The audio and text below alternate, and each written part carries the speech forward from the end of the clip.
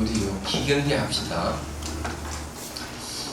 기경계. 생겨나이도 아니고 성별하이도 아니고 검도 아니고 영혼도 아니고 오는 것도 아니고 가는 것도 아니고 다른 것도 아니고 같은 것도 아니고 영기법을 가르치신 분 완전한 깨달음을 얻으신 부처님들 가운데 가장 훌륭한 설법자인 당신께 경의를 표합니다.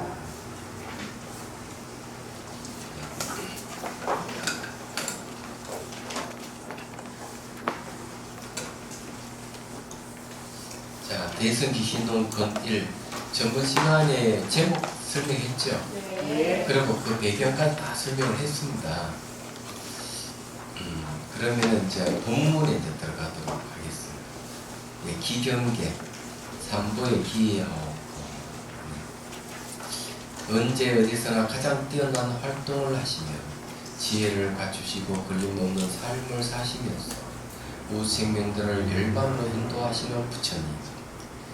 예, 불법성 3부에 대해 기이기 때문에 부처님 나오죠. 부처님이 덕상을 이루며 삶의 근본이 있는 그들의 모습에 무량한 공도를 갖춘 법성가. 법성은 법을 얘기합니다. 바르게 수행하시는 수행자들께 기이합니다. 성, 이제 불법성 3부에 기이합니다. 이렇게 이제 얘기를 하고 있습니다. 자, 여기에 이제 언제 어디든 가장 뛰어난 활동을 하시며 가는 최성업 견지를 얘기합니다. 활동하시면 지혜를 갖추시고까지 했죠. 그걸 최성업 견지. 걸림없는 삶을 사시면서 하는 것은 색무예 자제하는 걸 얘기합니다. 무생명들을 열반을 인도하시는 부처님, 구세 대비이자 급비신 재상 이렇게 되는 거죠. 근데 여기 이제 번역을 이렇게 이제 하니까 저는 한문 세대의 사람이에요. 그래, 한문을 보면 뜻을 이해가 되고 한글을 보면 이해가 안 될 수도 있다. 좀 이상하죠, 그죠? 자, 그래서 여기에 이제 부처님을 자 이렇게 세상을 구제하는 대비자라는 말을 쓰시죠. 여기에는 이제 대비라는 말은 여기 없습니다. 없는데 대성불교의 수행의 핵심은 어디 있느냐? 대비에 있습니다. 대비. 큰 대자 슬플 비자 쓰죠. 대비. 큰 연민이라는 뜻입니다. 작은 연민하고 큰 연민의 차이가 있는데요. 연민이라고 하는 말 자체가 상대의 고통을 빼앗아서 없애준다 이런 뜻이 있어요. 연민. 그럼 작은 연민은 어떤 뜻이 있는가 하면 내 상대방이 괴로워하고 고통스러운 것을 없애주지를 자기가 자기 힘으로는 안 되는 거예요. 안 되니까 그 사람이 잘 되기를 바라는 기도를 해주는 거. 그런 마음을 가진 작은 연민인 거예요. 근데 큰 연민은 뭔가 하면은 그 사람이 벗어날 수 있도록 인연을 지어주거나 직접 그 사람을 구제하는 걸 얘기합니다. 그러면 큰 연민이 되는 거죠. 예를 들어 이제 세월호 사건이 생겼을 때 큰 연민을 가진 사람들이 어떤 것이냐, 직접 이 배에 갇혀 있는 사람을 구제하는 사람은 큰 연민의 마음을 쓴 거고요. 작은 연민은 뭔가 전국에서 모여서 봉사한다든지 이런 세월호 가족들을 이렇게 보살펴 준다든지 또 잠수부들이 잠수할 수 도와준다든지 이러면은 전부 이건 작은 연민이에요. 그리고 전 국민들이 거기에서 구조대기를 염원을 보내는 작은 연민일 겁니다. 근데 이해가 되시죠? 무슨 말인지. 그럼 세월호 사건에 메르스 사건이 생겼다. 그러면 의사들이 직접 그 사람을 진료하고 그 사람을 구제한다면은 그건 큰 연민이고, 작은 연민은 뭔가 하면은 그래 구제할 수 있도록 해서 뒷바라지 해준다든지 기도를 해준다든지 이러면 이건 작은 연민이 되는 것이죠. 그러면 이 큰 연민과 작은 연민을 할 수가 있는 거죠.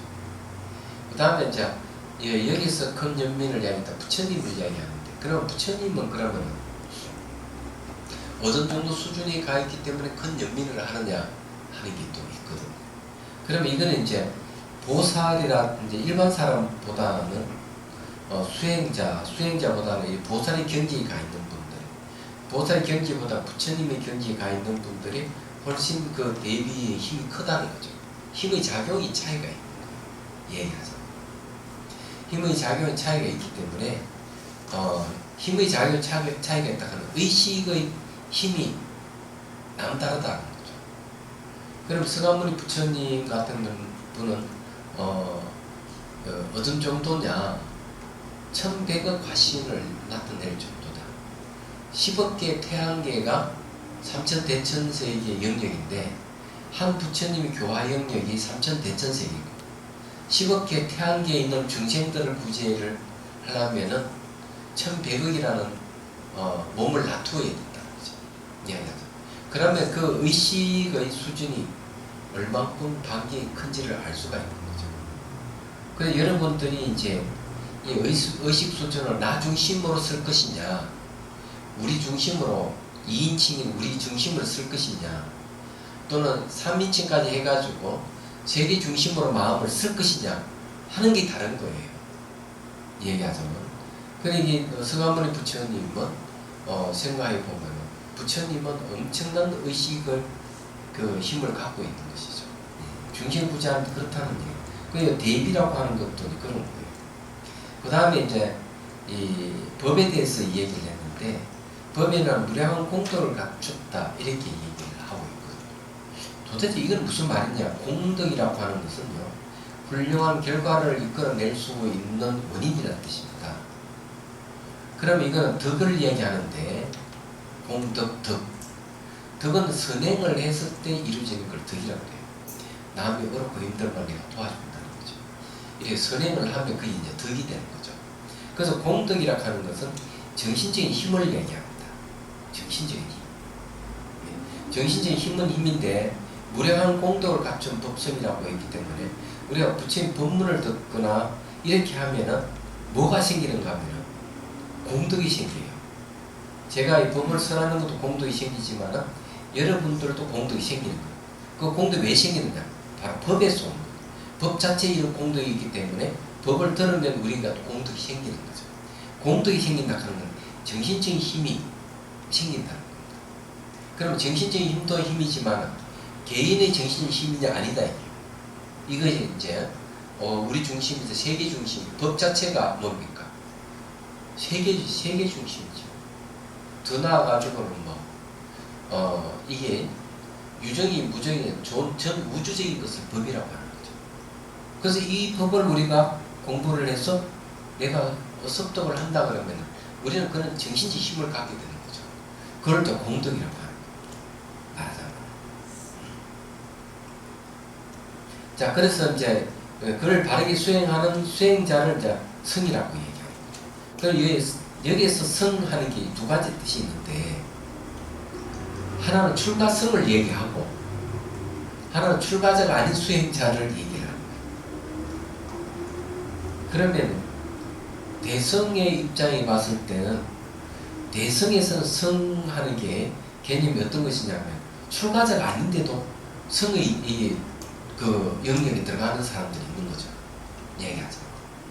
대성에서. 그런 사람 어떤 사람이냐.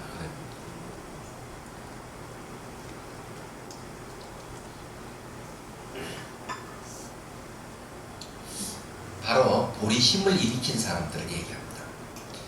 보리심을 일으키면은 내 중심을 다 내가 이 고토에서 다 구제하겠다. 그러기 위해서 실력을 기르면서 내 위험한 깨달음을 구하겠다 하는 마음을 보리심을 일으켜요. 보리심을 일으켜서 수행하는 자는 그런 자를 이제 보살의 길을 가는 자라고 합니다.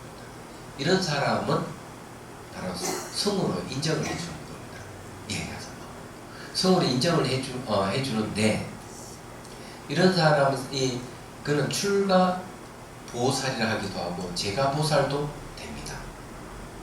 그런 출가 보살은 제가 보살이라는 이런 것도 왜 성으로 얘기해 주느냐. 이때 성은 한 명이 성이 될 수가 있어요. 그렇지만 그게 아닌 일반적으로 보살 출가자든지 보살 출가가 아닌 이런 출가자들은 4명 이상이 됩니다. 4명. 4명이 이상이 돼야 돼. 상가, 승가라는 게 형성됩니다. 이때 성가는 개인을 얘기하는 게 아니잖아. 수행 공동체를 얘기하는데 보살은 한 명이지만 비구는 4명이나 된다는 거죠. 예, 비구. 자, 그런 게 이제 있어요. 그래서 대성에서 우리 성하면은 보리심을 일으켜서 보살이 길을 가는 자라고 할 수 있는 거죠. 과연 여러분들 정말 보리심을 일으켰느냐 생각을 해봐야 되겠죠. 안 그래요? 정말 자기가 이 출가 수행자라고 출가는 안 했지만 내 수행자다, 내 성이다 이렇게 할 수가 있느냐는 거지. 그래서 여기 이제 이 불법성 삼보를 얘기해요. 그러면 불법성 삼보 중에 가장 핵심된 게 어디 있느냐? 핵심. 근데 핵심이 불에 있느냐, 법에 있느냐, 성이 있느냐 이러면은 어디에 있겠습니까? 법에 있는 거죠. 법을 깨닫게 되면 부처가 되는 거고 깨치기 수행하면 성이 되기 때문에 법이 중심인 거예요. 항상. 이걸 잊어버리시면 안 되는 거죠. 진리가 중심이다. 그래서 이 불법성 삼보 중에서 법이 아주 중요하다. 근데 여기서 이제 그 기명이라고 하는 이 기명계라고 했잖아요. 목숨을 바쳐 돌아간다. 기명이라고. 그러나 지심 기명내 이렇게 하잖아요.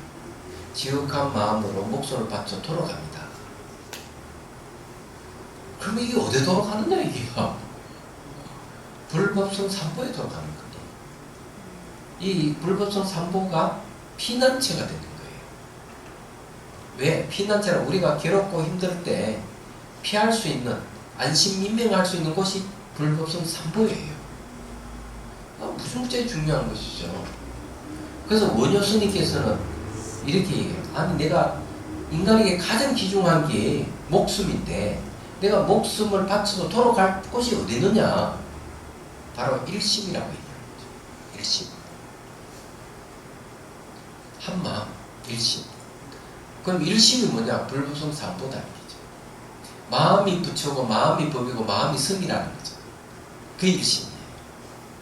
여기가 우리가 목숨 바쳐 돌아갈 자리다. 그 뒤에 가보면 이 일심 이문을 이야기하면서 바로 일심 이문이라고 하는 하나 속에 둘이 있다는 진리를 얘기합니다. 모든 것은 여기서 벗어나니 아무것도 없죠. 모든 거는 그래서 이제 일심이 돌아가야 됩니다. 생사가 없는 자리이기도 하죠. 그 자리가. 자, 그 다음에 이제 삼보에 기이한다는 뜻이 또 뭐가 있느냐? 부처님 법이 불법 종교, 불교락하는 종교는 불법성 삼보가 가차 침몰해서 불교가 시작됐다. 이게 중요한 거죠. 그래서 서가모니 부처님이 이제 출가 수행할 때 6년을 고행해도 못 깨달았죠. 얘기하자면. 그러다가 이제 고행을 중단하고 몸을 다시 회복을 합니다. 그러니까 니는 선하에 가서 목욕 제기하고 수자타 우유죽을 먹고 몸을 회복해서 일주일 만, 7일 만에 완전한 깨달음을 얻게 되죠. 그럼 부처님이 출인했다 이거죠. 그런데 이제 누구를 먼저 깨닫게 해줄까, 깨우치게 할까 살펴보니까 자기를 따라도 5명의 수행자가 있었거든. 자기를 왜 떠났느냐? 고행을 중단했다고 떠난 사람들이. 그러고 보니까 녹약원이 있는 거죠. 그래서 이제 240km나 되는 거리를 걸어서 갑니다. 그래서 이제 사슴동산에 이르니까 5명의 수행자들, 야, 타락자 고탐을 온다. 왜 타락자냐? 고행하는 게 수행인데 고행을 중단했으니까 타락자를 부른다는 것이죠. 우리는 외면해버리자 이러지만은 부처님 곁에 가니까 5명의 수행자들 벌떡 일어나가지고 어서오시오, 보시오 이러면 바로도 받고 바로도 가사도 받다. 근데 부처님 하시는 말씀이 나를 도시락 부리지 마라. 나는 모든 번뇌를 이긴 승리자. 나는 모든 걸 깨닫는 부다다. 이렇게 선언을 하죠. 그러니 다스미 중에 당신은 타락자지 어떻게 깨달은 부다를 갈 수 있는 거야. 이건 믿을 수가 없다. 그래서 이제 이렇게 손을 탁 얼굴 내가 언제 이처럼 빛난 적이 있던가 얼굴을 가리키면서 이렇게 하니까 그러고 보니까 당신에게 무슨 변화가 있는 것 같다. 얘기해보라. 그래서 저 경제를 보면은 3명을 앉혀놓고 법을 사랑하는 2명이 탁발이고 2명을 앉혀놓고 법을 사랑하는 3명이 탁발이고 맨날 며칠 지났다. 그 중에서 한 사람이 무릎을 치고 깨닫는 거죠. 이게 아약 교신데. 그래서 차례대로 5명이 깨닫으니까 여기는 6명이 아란이 있다 하고 이제 지금 당신을 얘기를 하죠. 그러면서 이제 5명이 이제 부처님 제자 출가를 제자가 되죠. 그럼 성이 갖춰졌죠. 5명이 앉혀놓고 법을 설했던 게 사성제 8중도잖아요. 법이잖아요. 그래서 불법성 3보가 가차심을 해서 불교가 시작된 거죠. 그런데 이것이 엄청난 파급 효과를 갖다 줬던 거예요. 근데 그때 바람문교가 카스트 제도를 내세워가 차별하고 있을 때였죠. 근데 부처님께서는 일체 모든 평등하다는 걸 설파를 하셨죠. 그래가지고 완전 인도 전역이 그냥 불교로 바뀌어버린 얘기하잖아. 그런데 이제 부처님 입적하시고 난 뒤에 이제 이 바람문교 힌두교라는 이름으로 싹 바뀌면서 불법성 3보를 흉내낸 거예요. 흉내낸 게 뭐냐면은 창조의 신 브라만, 파괴의 신 시바, 보존의 신 비슈니, 이거 세 신을 내세운 거예요. 그리고 이 세 개는 창조와 파괴가 말이지 이루어지고 또 보존되는 것이다. 이걸 이제 얘기를 신을 내세운 거죠. 그러니까 창조신을 내세운다 하는 건 벌써 원시 종교 형태를 띠고 있다고 보면 틀림없는 겁니다. 사람들 어리석게 또 그쪽 싹 또 몰리네. 그럼 뒤에 가면 다시 또 불교가 어디에 영향을 주는가 하면은 새로 생긴 기독교에 영향을 주는 거예요. 그래서 그거 나온 게 뭐 성자, 성신, 성부, 성자, 성신 이게 나와요. 그죠? 이게 이제 삼위일체라고 하는 거. 이게 지금 어디에 영향을 받는 건 불교의 불법성 3보에 영향을 받는 다 생긴 것들이 역사적으로. 재밌어요. 그래서 어쨌든 이 3보가 갖춰짐으로써 불교의 시작이고, 그래서 이 내용도 3보에 기이한다는 얘기입니다. 다른 이유가 있는 아니에요. 그리고 이 3보에 의해서 우리는 모든 고통에서 구제되기 때문에 이 3보에 기이한다고 얘기를 하는 거죠. 우리 최대 피난처고 내 마음을, 내 목숨을 맡겨놓고 안심할 수 있는 곳이다 하는 뜻이에요.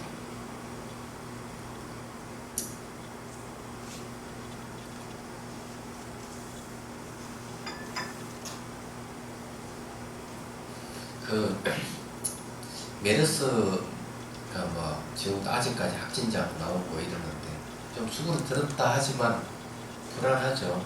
2주나 쉬었는데도 그래도 다 안 도망가고 더 많이 또 하러 갔네. 그새 날 보고 싶어 했던 거다.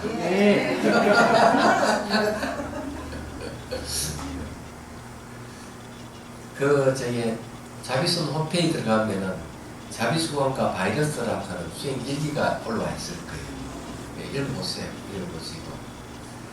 수진아 보살이 봄에 열이 거의 뭐 40도 가까이 39도까지 올라갔다니. 봄인데.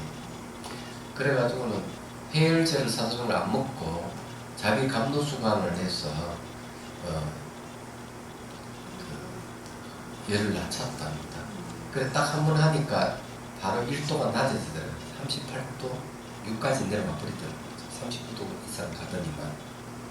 그래서 이제 자기 체험을 갖다 좀 수동. 옛날에 제가 한번 동봉거사도 40도까지 올라갔었는데 그거. 그래 이 약을 먹고 주사를 막 병원에 안 되니까 얼음 물에 들어가야 됩니다. 괜히 너무 몸이 뜨거우면 이게 뇌신경세포가 망가지고 위험한 거예요. 그래 자기 감수성 물을 쭉 부어주고 있었어. 1시간 만에 정상부터 돌아왔다. 저한테 얘기를 했거든요.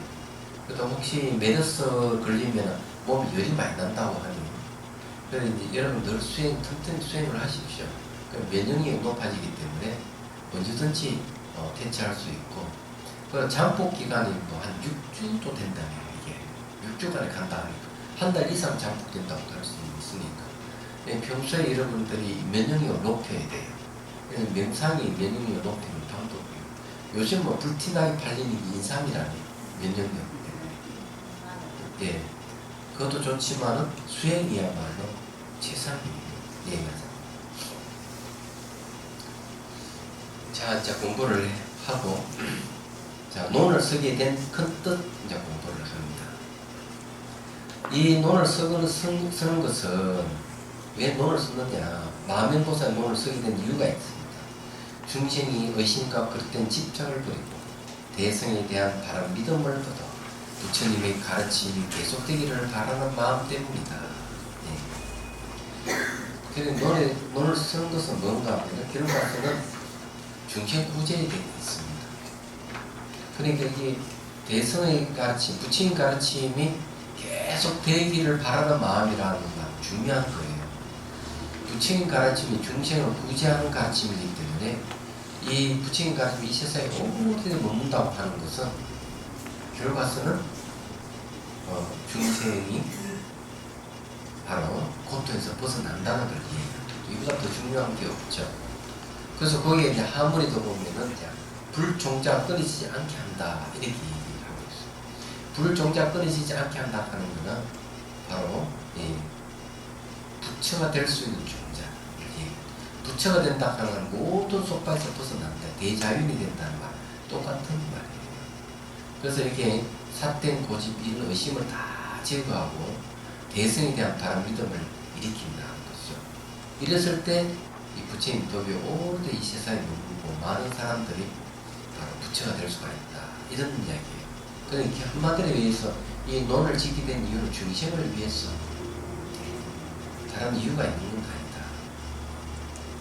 그래서 여기에 이제 바람 믿음에 대한 얘기를 제가 말씀드리면은 앞에서 대선 기신론 할 때 제가 설명했지만 믿음이라고 하는 것은 다른 종교, 창조주를 매개하는 종교에서 말하는 믿음하고 불교에서 말하는 믿음이 다르다는 걸 말씀드립니다. 불교에서 믿음은 어디서 생기느냐 얘기죠. 부처님을 우르르 포물해서 믿음이 생긴다고 얘기를 안 합니다. 이게 다른 거예요. 다른 이 신을 매개하는 종교는 신을 믿는다 그러죠. 근데 우리는 또 부처님 믿는다 이러지만 내용이 달라요. 그 어떤 점이 다른가 하면 신이 창조했다고 믿는 종교에서는 인간이 할 수 있는 건 아무것도 없어요. 죄와 복을 전부 다 신이 다 관장을 온갖 나쁜 짓 다 하더라도 신이 넌 됐다 오케이 하면 천국 가는 거고 신이 자기 마음대로 아무리 착한 애가 많은 사람 도움을 주더라도 너 아니야 이래버리면 천국 못 가, 지옥 가야 돼. 그러니까 천국과 지옥이 이분법적이 딱 그렇게 돼 있어요. 불교는 이분법적인 건 아니죠. 천국과 지옥 사이에 또 다른 게 있죠. 동물의 세계, 귀신의 세계, 천상 신의 세계, 인간의 세계 있잖아요. 얘기하자면. 그러니까 천국과 지옥 사이에 다른 갈래가 있는데 기독교 같은 이런 거 지옥과 천국밖에 없어요. 근데 신이 다 관장을 한다면은 어떤 모순이 있는가 아무리 착한 세상 살아가더라도 신에게 선택을 못 받으면 그거는 그냥 지옥에 떨어져 살아야 돼요. 굉장히 불리합니다. 그러면 결국 창조주를 믿는다 하는 것은 착하게 살 수 없다는 거예요. 온갖 나쁜 짓 해도 구주는 신만 믿으면 되는 거예요. 이런 문제가 모순이 발생한다 이거죠. 말하자면. 근데 불교의 믿음은 그게 안 되는 겁니다. 그럼 불교의 믿음은 뭘 얘기하느냐? 바로 이 법에 대한 진리에 대한 이해가 생겼을 때 믿음이 생긴다 얘기예요. 그럼 이 법이라 하는 진리라 하는 뭐냐? 바로 인과법을 얘기합니다. 인과. 인간 가벼운 내용이 아니에요. 부처님 깨달은 내용이 연기잖아요. 연하는 원인이고 기하는 결과를 과를 얘기해요. 그래서 인과예요.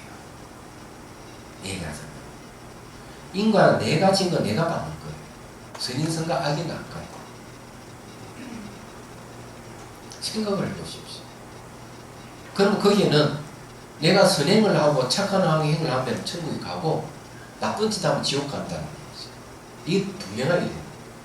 부처님 믿으면 천국 가고 안 믿으면 지옥 가는 게 아니에요. 그런 가르침이 없단 말이에요. 철저히 그런 거죠. 그렇기 때문에 이 법을 믿는 걸 얘기하는 거예요. 법에 대한 이해가 왔을 때 법을 믿는 게 돼요. 법을 믿기 때문에 부처님을 믿을 수도 있고 출가자를 믿을 수가 있는 거죠. 다른 이유가 있는 게 아니에요. 그 내 안에 진열학하는 법이 있다. 진열학하는 법은 참다워서 바뀌지 않는 거죠. 이게. 그래서 뒤에 가면 네 가지 믿음에 대한 얘기를 하는 거죠. 그럼 이런 믿음은 뭔가 하면은 법의 진리에 대한 이해가 전제돼요. 그 이해를 지혜라고 하는 거예요. 지혜에서 오는 것이 믿음입니다. 그럼 믿음도 다시 세 단계의 과정을 거치. 교화를 받았어. 부처님 법문을 또 교화를 받았어. 일어나는 믿음. 두 번째는 그렇게 더 알려고 하는 열정이 일어나는 믿음. 그러고는 다 알게 되면 그 다음에 확신이 오는 믿음. 이 세 번째 믿음이 부처의 길을 갈 수가 있어요. 얘기하세요. 그래서 이 믿음이라고 하는 것은 그냥 믿는 게 아니고 바른 믿음이라고 했죠. 바르다 하는 것은 인과를 바르게 믿는 걸 얘기합니다. 그게 중요해요. 그래야만 이제 된다. 그래서 여기는 믿음의 종교, 지혜의 종교라 할 게 아니고 대승기신론에서 얘기하는 믿음이라 하는 것은 바로 지혜를 배경으로 해서 믿음을 얘기하고 있다는 것을 여러분들이 이해해야 되고, 이 논을 쓰게 된 것은 중심을 위해서 썼다는 거죠. 자, 본론 들어갑니다.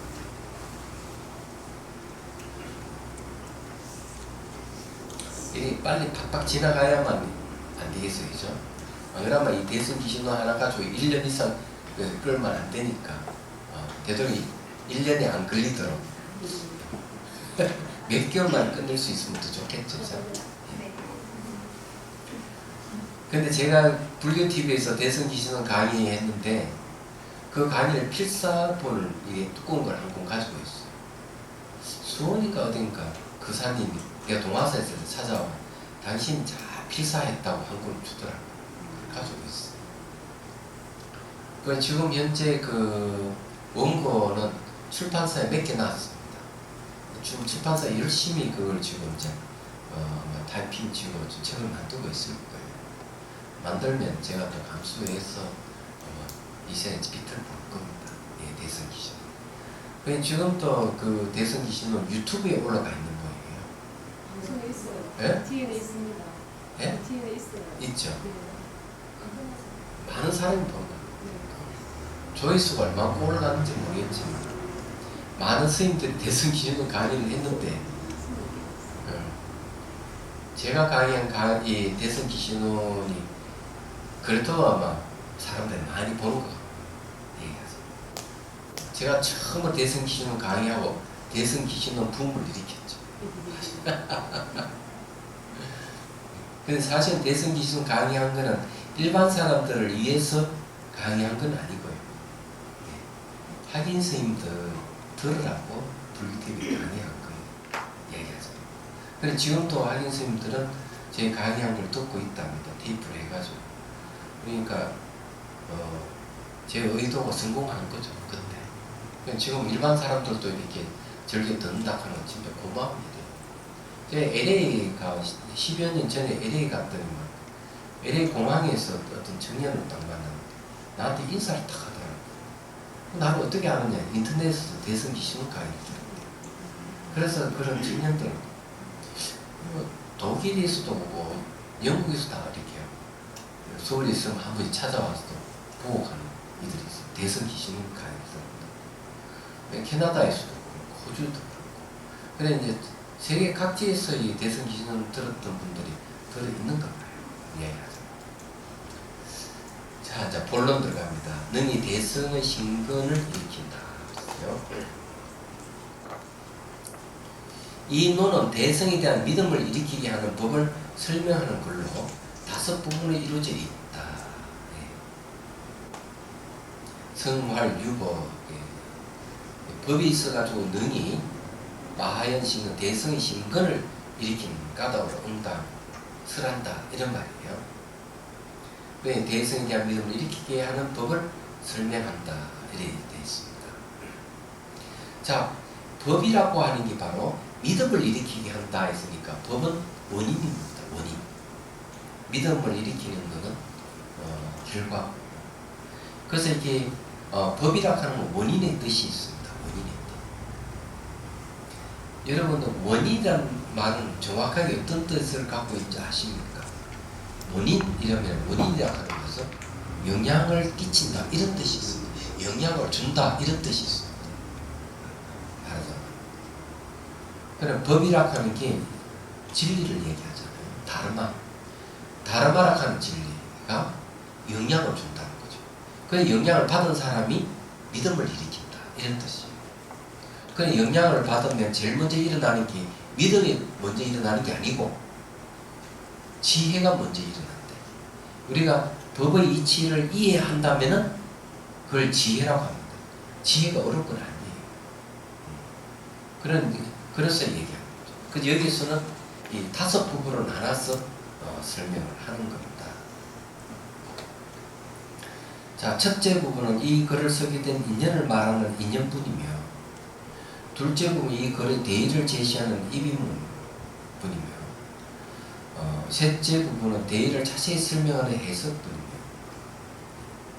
넷째 부분은 대성에 대한 신심을 닦는 방법을 설명하는 수행신심분이며, 5째 부분은 수행과 믿음으로 얻게 되는 이익을 설명하는 근수이익분이다. 여기 아주 체계적으로 잘 되어 있어요. 불교는 지성을 최대한 활용하는 종교이기 때문에 굉장히 논리적입니다. 예, 그래서 이게 처음에 이제 이게 왜 글을 쓰게 된 인연을 얘기를 하는 게 당연하죠. 그래 놓고 이 글 전체에 쓰게 됐을 때 큰 대의가 뭐냐? 대의를 딱 잡아서 먼저 얘기하는 거죠. 그 다음에 이제 이 대의를 자세하게 이제 설명하는, 해석하는 부분이 이제 등장하게 되고, 그러면 이런 이제 이론이 다 끝나고 난 다음에는 뭡니까? 실제 체득하는 부분이 있어야 돼요. 그죠? 그래, 수행 신심분이 뭔가 수행. 내 체득하는 부분이. 그 다음에 이제 사람 5번째가 믿음을 얻게 되는, 믿음을 얻게 되는 이익을 설명하는 거죠. 5번째 부분이 왜 이걸 건수 이익분을 쓰라는가 하면은, 중세는 이익이 없으면 절대로 달려들지 않습니다. 그래서 이익을 설명하는 거예요. 이익이 있어야 뭘 안다. 그래서 이 5부분을 이렇게 딱 아주 정확하게 딱만 얘기를 하고 있는 거예요.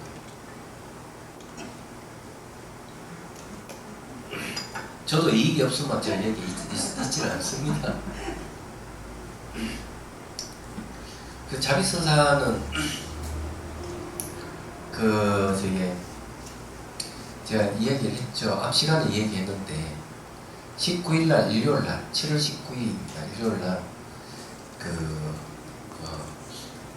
호선당 신축 법회를 열 겁니다.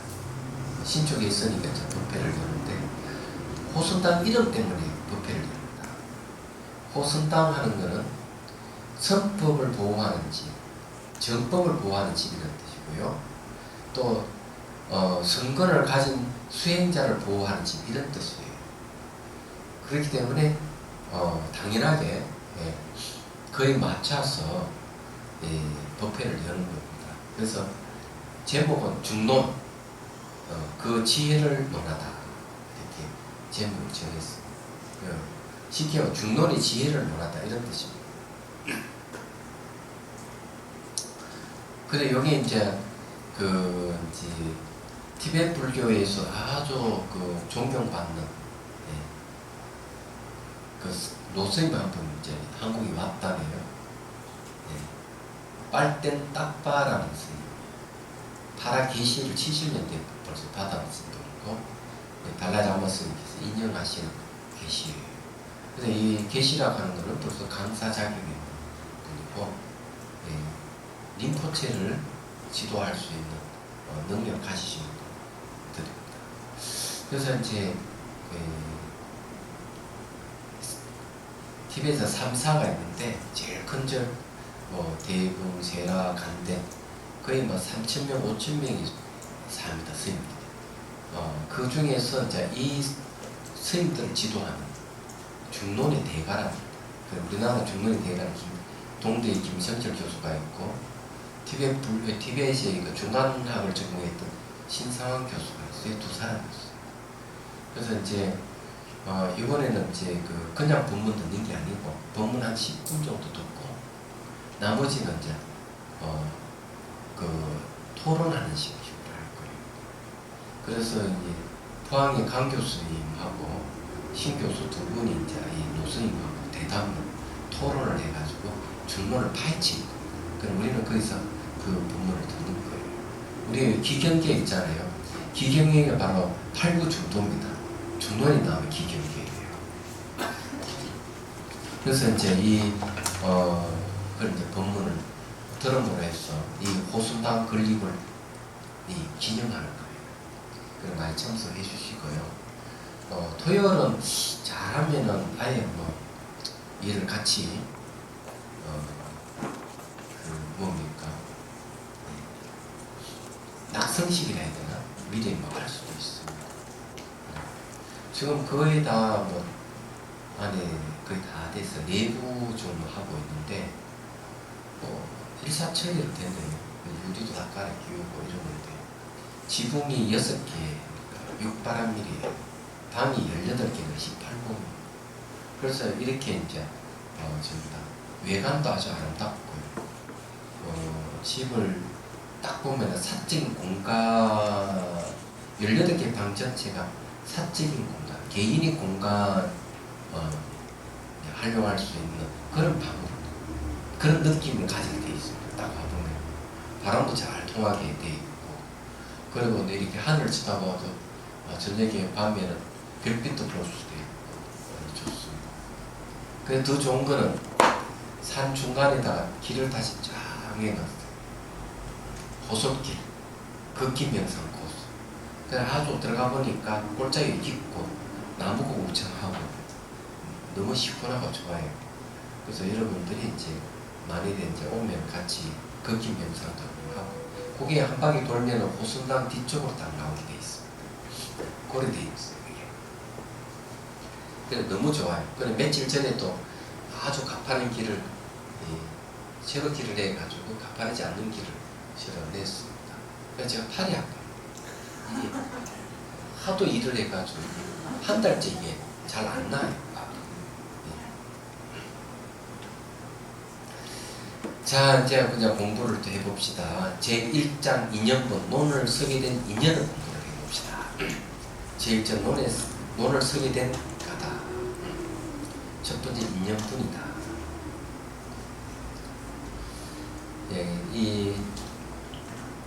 이 초설 인연분, 현 인연중, 인연을 나타내는 가운데에 두 개의 문답이 있고 하나는 바로 나타내고 하나는 의심을 제기한다. 이렇게 되는데요.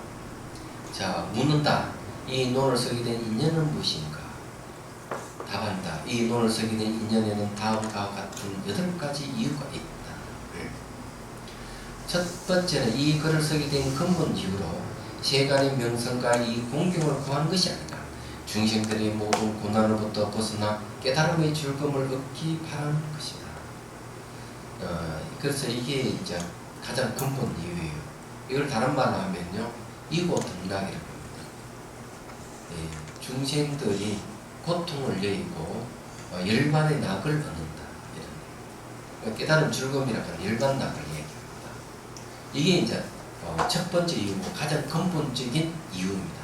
나머지는 이 첫 번째의 내용을 더 부과한 거고 해석한 것이라지 않는다. 이렇게 이 얘기를 할 수가 있습니다. 근본인 중심을 위해서 이타심을 얘기하는 거죠. 그냥 중생이라면 자 봅시다. 1인칭은 뭡니까? 나. 2인칭은 너. 3인칭은 뭡니까? 그들. 그들이죠. 그럼 중생은 어디에 해당합니까? 1인칭, 2인칭, 3인칭 중에 어디에 해당합니까? 다요. 예? 다요. 다. 네. 1인칭도 되고 네. 2인칭도 되고 3인칭도 되고. 그러면 이런 3인칭도 될 수 있는 중생을 위해서 이 논문을 썼다. 이렇게 하면 대단한 거예요. 예. 그러면은 마명보살의 마음은 어느 정도의 크기를 가늠할 수 있겠습니까? 일체 모든 중생을 구제하겠다는 마음이 있다면 그 마음이 중생이 있는 한 이 마음은 영원할 것이고 그 중생이 분포하고 있는 세계를 다 아우르니까 엄청난 큰 것이죠. 예, 그럼 적어도 본성을 깨달아야만이 가능한 이야기다. 그래서 이런 걸 이제 깨달으신 분이 쓰신 논문이다. 이래 보시면 틀림없어요. 그래서 마면보살이 이제 뒤에 가면 안 줄 알겠지만 능경에도 우리 마음의 본성을 우주를 두루하다. 대승기신론도 그 이야기. 마음이 본성을 두루하다. 이렇게. 그래서 그런 마음을 가진 분들은 이 중생을 위해서 살아가는 거예요. 그래서 이제 이런 마음의 크기를 이야기한 또 부분이 금강경 그 대승정정문이 나옵니다. 얘기하자면 보리심을 일으킨 선남선녀들은 어떻게 살아야 하고 어떻게 자기 마음을 다스려야 합니까? 이 수고리 존자가 묻잖아요. 그 부처님께 딱 하는 말이 일체 모든 중생을 구제하라. 이거밖에 없어요. 그럼 일체 중생을 구제한다 그러면 마음이 얼마나 크겠느냐. 한 중생을 구제하면 마음이 크죠. 만약에 여기 찻잔을 내가 구제한다면 마음이 찻잔만큼 크잖아요. 그죠? 그럴 거 아니에요. 그러면 내가 이거 책상을 내가 내 것으로 한다면 마음이 책상만큼 커지는 거예요. 그런데 일체 중생 같은 거 엄청난 큰 거죠. 말하자면. 제가 이제 재밌는 그 마음의 크기에 대해서 한번 말씀드릴게요. 저는 볼펜 있죠? 네. 자, 들어보십시오. 자, 들었으면 딱 짚습니다. 자, 딱 집어봐요. 감각이 어디 있죠?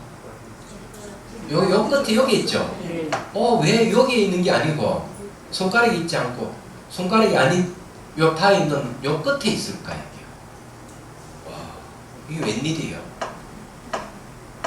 이건 설명하실 분 있겠어요? 여러분 자동차 있잖아요. 자동차 딱 타보면은 차 밖에 땅이 다 있는 걸 느끼면 알죠? 네. 그게 몸이 연장이 된 거죠. 이것도 내 몸이 연장이 된 거예요. 그럼 몸이 연장이 됐다 해서 다 이건 이해를 못해요. 여러분 주말에 잘 보는 저게 뭐고 스포츠는 뭐가 있습니까? 야구. 그러면 야구가 어떻게 승리되는지 아세요? 자, 생각해 보십시오. 만일에 야구공을 해가지고 탁 투수가 던졌다. 그럼 야구공이 클럽의 상대 딱 빨려 들어갈 때 만약 느낌이 없다면 공 던질 사람 있을까 없을까요? 아무도 없을 거예요. 근데 타자가 공을 딱 때리는데 공도 자기 것도 아니고 무정물이잖아요. 막대기도 무정물인데 두 개 딱만 맞았을 때 감각이 있단 말이에요. 만약에 그 감각이 없다면 누가 타자가 나설 사람 있을까? 그러나 이 야구는 승리가 안 되는 거예요. 그렇죠? 그러면 감각은 마음이죠. 이런 도구를 사용하면 마음이 반경이 넓어지는 거예요. 이해가 되죠? 그러면은 상상이라는 도구를 사용하면 어떻게 됩니까? 내가 미국에 가 있는 상상하면 마음이 얼마큼 넓어지죠? 미국에 안 넓어지죠? 재밌죠? 그래서 20여 년 전에 내가 어떤 신문을 보니까 걸프 전쟁 때 영국군이 비행기로 이라크를 폭격하는 거예요. 근데 그 기사에 뭐가 나오는가 하면 폭탄이 떨어져가지고 사방에 탁 떨어질 때 이게 불발탄인지 불발탄 아닌지 안 돼. 아니 거리가 엄청나게 떨어졌는데 어떻게 아느냐. 탁 떨어지는 감각을 느낀대. 그러면 이 조종사의 마음 반경이 얼마큼 넓습니까? 굉장히 넓죠. 그래서 제가 말씀드리고 싶은 것은 우리 의식의 영역을 무한대로 넓힐 수가 있다. 이게 도구를 사용하면. 근데 마음의 본성을 깨달아 버리면 도구 없이 마음이 저 우주를 그냥 듣는 거예요. 객관계도 저는 마음이 아닌 게 없죠. 눈이 보이게 들으면 다 마음이에요. 이런 이야기는 대승신론에서 자신의 설명을 하고 있습니다. 그래서 어떻게 대상이 마음일까? 보이고 들리는 이게 왜 마음일까? 의심을 할 수가 있죠. 미리 이야기하면 재미없으니까 나중에 넘어가겠습니다. 그 얘기를 하죠. 네. 그래서 이 지금 중생을 위해서 이 글을 썼다 그러면 만명보살이 마음이 얼마나 큰지 알 수가 있죠. 그 여러분도 마음을 크게 쓸 수가 있다는 거죠. 마음이 크면은 자 중생 구제하는 것이 보살이 살아가는 삶이다. 보리심을 익히는 삶이고 자기 마음을 다스리는 것이다. 큰 마음을 쓰면 작은 마음은 없어져요. 그런데 망상이 없으니까 그냥 자연히 자기 마음을 항복받는 거예요. 이게. 그래서 보리심을 일으킨 자의 특징이 그런 거죠. 마음명보살도 보리심을 일으켰다. 이게. 일체 중심을 위해서 이 논문을 쓴다고 하는 이유가 그거예요. 저도 논문을 하나 썼어요. 오늘 아침까지 마감을 했어요. 그 제목이 뭐냐면은 주인과 손님의 경계, 경한공하의 다선수행 이 제목이에요.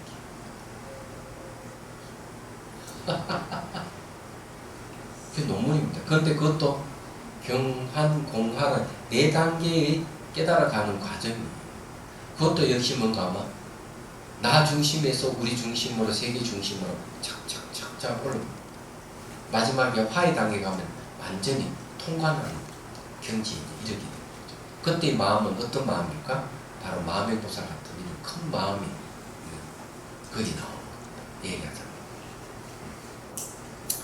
자, 이제 그거는 이제 다음 시간에, 다섯 시간에 우리 공부할 거고요. 두 번째, 부처님이 근본 가르침을 해석하여 중생들이 불법을 바르게 이해하여 오류를 범하지 않기를 바란 것이다. 이게 아주 재미있습니다. 왜 부처님 근본 가르침을 해석을 왜 할까? 부처님의 가르침을 불법을 바르게 이해하지 못하고 잘못을 범하는 일이 많기 때문에 이걸 바로잡기 위해서 이 논문을 썼다. 이 논문을 쓴 이유가 거기에 있는 거죠. 2001년도에 그 성우 큰 스님께서 그런 얘기. 불교 TV에서 수행에 대해서 좀 한번 얘기를 좀 해주라. 아, 요즘 사회에서 이상한 근본도 없는 뿌리도 없는 그런 수련법이 나와 사람들을 혼란스럽게 하니까 뭐 차를 매개로 해서 수행을 얘기해도 된다. 이렇게 얘기를 하시더라고요. 그래서 이제 차 수행법이라는 이름으로 사마타 위파사나 수행이 무엇인지를 쫙 제가 48회인가 해서 강의를 불교TV 강의한 적이 있어요. 그것도 역시 세상에 이상한 수련법이 나와 사람 혼란이 된다. 바람 부처님 법을 제대로 이루어주면 좋겠다 하는 취지에서 한 거거든요. 똑같아요. 여기서 그런 항상 사람들은 자기가 보고 싶은 거 보고 듣고 싶은 것만 듣기 때문에 오류가 늘 생길 수가 있어요. 그래서 이 논을 지은 이유가 분명한 거죠. 셋째, 성근이 성숙한 중생들 하여금 대성법을 감당하고 맡아서 대성에 대한 신심이 퇴보하지 않게 하기 위함이다. 그렇죠. 이 말은 뭔가 하면 이 대성기신론은 뭔가 하면은 성근이 성숙한 선한 뿌리가 성숙한 중생들에게 해당한다 이거죠. 여기는 어떤 뜻이 있는가면 이런 게 있는 겁니다. 작은 마음을 가진 사람이 있고 중간 크기의 마음을 가진 사람이 있고 그 다음에 큰 크기의 마음을 가진 사람이 있어요. 그걸 하근기, 중근기, 상근기 이렇게 나누는 거죠. 그럼 불교 안에도 이 세 가지 종교가 있는 겁니다. 그래서 작은 마음을 가진 이들이 믿는 가르침이 뭔가 하면은 천국에 가는 걸 목적으로 하는 가르침입니다. 천국. 그럼 천국에 가는 것은 부처님께서 아주 간단하게 얘기합니다. 도덕성, 계율을 잘 지키고 남을 위해서 선행을 많이 베풀고 이러면은 그 힘으로 천국에 태어날 수 있다. 이를 분명히 얘기합니다. 이건 작은 사람이 믿는 종교예요. 이를 갖다가 천인교라 하기도 하고 인천교라 하기도 합니다. 지구상에 있는 불교 외의 모든 종교는 어디에 속하는가? 거의 99%가 천인교입니다. 천국에 태어나는 걸 목적으로 하고 있는 종교예요. 작은 사람 믿는 종교예요. 그 가르침이 굉장히 간단하기 때문에 믿기가 쉽고 의지하기 쉽습니다. 그런데 중간 크기를 가진 마음을 가진 이들은 그걸 안 믿는 거예요. 물론 작은 크기에 믿는 마음에 천국 가고자 하는 사람들도 명상을 하긴 해요. 그러면 명상을 통해서 천국을 가고자 하는 사람은 좋은 천국, 28개 천국 중에서 3개나 무색개의 천국을 갈 수가 있어요. 거기는 더 오래 사니까. 그런데 중간 크기를 가진 마음을 가진 이들은 천국을 지향을 안 하는 거죠. 왜 천국을 지향하지 않는가 하면 그 천국도 시간과 공간의 제약을 받고 있다. 시공의 제약을 받고 있으면 결국 생로병사한다. 그거 태어나. 그래서 천국에 태어난 이들이 사도 거기도 여기 천인들이 또 천신들이 생로병사를 겪는 거예요. 오래 살긴 살지만. 그래서 그것이 완벽한 건 아니에요. 다만 그 사실을 모르는 이들은 천국을 지향하죠. 아는 사람은 그걸 지향하지 않습니다. 그래서 이제 중간 크기의 사람들은 일반을 지향합니다. 일반은 뭔가 시간과 공간을 완전히 벗어난 불사의 세계를 얘기합니다. 그런데 이거에도 머물지 않는 이들이 이게 바로 대성이에요. 왜? 일반이 머물러 버리면은 중생이 이 고통을 외면하는 꼴이 된다. 자기는 안락하는지 모르지만 다른 중생들은 어찌하라는 건지. 그래서 보리심을 일으키는 겁니다. 이때 위없는 깨달음을 구하는 목적은 일체 모든 중생을 구제하기 위해서 이런 보리심을 탁 일으키는 거죠. 그래서 중생을 구제할 연민심을 가지고 있는 거죠. 그래서 이 연민심에 의해서 일반이 머물지 않는 겁니다. 혈반에도 머물지 않고 오히려 중생 구제하는 거죠. 그래 여기서 대성에서 주장한 일반은 뭐냐 할게요. 일체법 일반을 해요. 모든 일반 아닌 게 없다. 그럼 부처님은 보리심을 일으킬까요? 안 일으킬까요? 부처님도 보리심을 일으킵니다. 위없는 깨달음을 구하는 건 없어요. 이걸 이뤘기 때문에. 부처님도 중생을 구제하기 위해서 보리심을 일으킵니다. 이게 이제 대성이에요. 그래서 바로 여기에 말하는 성근이 성숙한 중생들이 뭔가 하면은 자기를 위해서 살아가는 게 아니고 중생을 위해서 살아가는 이들을 얘기합니다. 이런 이들을 위해서 대성품을 감당할 수 있다. 그런 사람. 그래서 이 대성에 대한 믿음이 신심이 퇴보하지 않도록 하기 위해서 이 논을 지었다. 이게 뭔가 하면 세 번째 이유입니다. 대단한 거 아니에요? 그 여러분들은 대성이라고 몸살 안 납니까? 너무 마음이 커가지고 도저히 난 감당할 수 없어 이러니까 물러나지 않는 적이 있어요. 이 생이 안 이루어지면 다음 생이 있고 다음 생이 안 이루어지면 그 다음 생이 또 있잖아요. 그렇죠? 오늘 여기까지만 하죠. 여기까지만 하고 자 질문을 받겠습니다.